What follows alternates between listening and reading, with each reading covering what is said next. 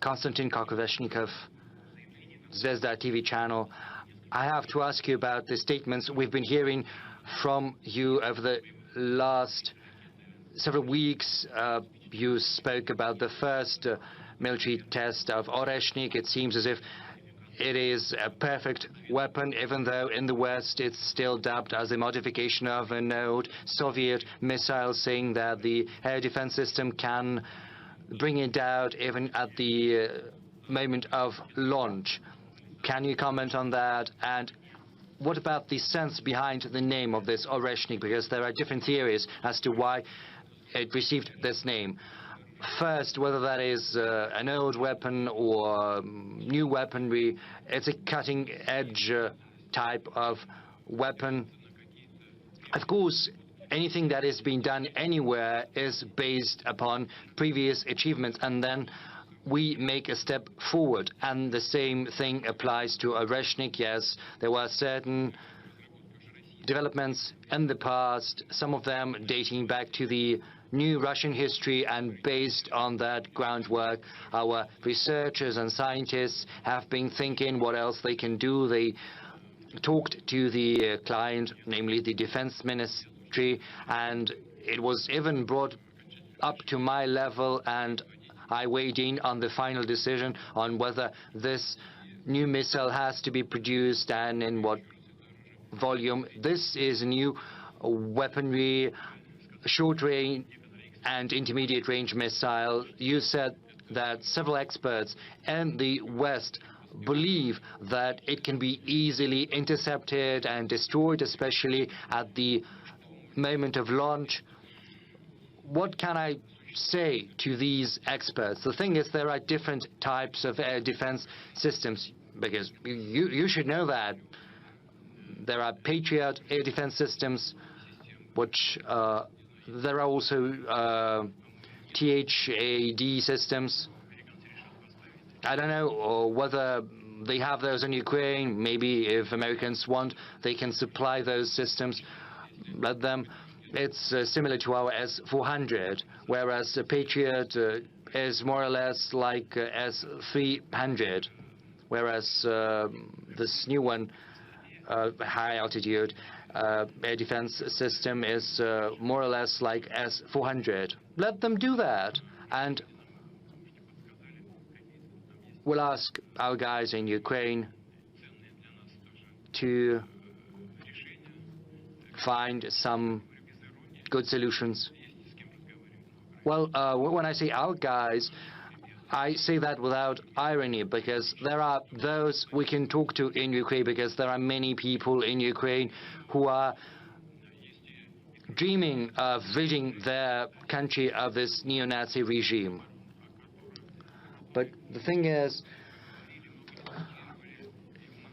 THAD is basically an anti-missile system, and for many years before we had been asking the Americans not to deploy those systems, otherwise we would have to find systems that would allow us to penetrate those systems. You know, we had to come up with the Vanguard system, which is kind of a cruise missile which follows the landscape without going too high.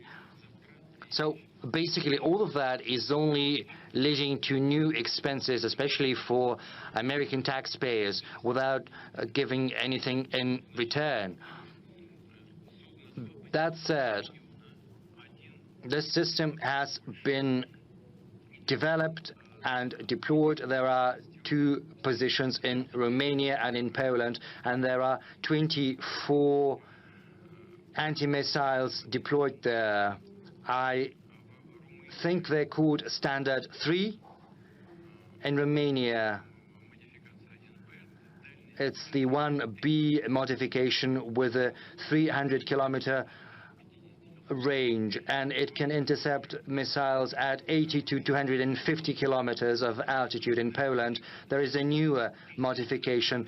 It can intercept as far as 1,000 kilometers and at the altitude of up to 500 kilometers, whereas Oreshnik is an intermediate range missile, and it's 1,000 up to 5,500 kilometers. That's the range of Oreshnik. Now, just imagine, our system is deployed 2,000 kilometers away. Even if the anti-missile is deployed in Poland, it's not going to be able to intercept. They say that the missile is very vulnerable at the launching stage, but they won't be able to intercept those missiles so far. Moreover, the launching sites are protected. Moreover, it takes time for the anti-missile to get to the missile, but it takes several seconds, and then it's too late to catch or to intercept it. So there is, before the separation, so there is no chance that the missile is going to be brought down by the anti-missiles. So if the experts in the West think so, well, let them come up with a proposal to us and to the US. They can suggest kind of a technological experiment, kind of a high-tech fighting duel of the 21st century.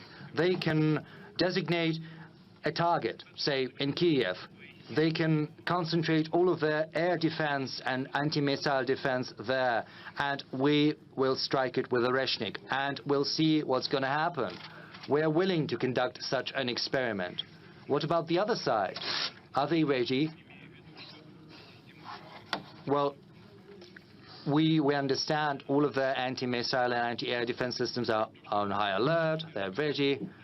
But, you know, what I've just told you is what I have learned from our engineers, from our scientists. And of course, the American political leadership also get their information from their experts. So let's conduct this duel and look at the outcome. It's going to be interesting because it's going to be useful both to us and to the American side. Don't miss out. Log on to oneindia.com for more updates.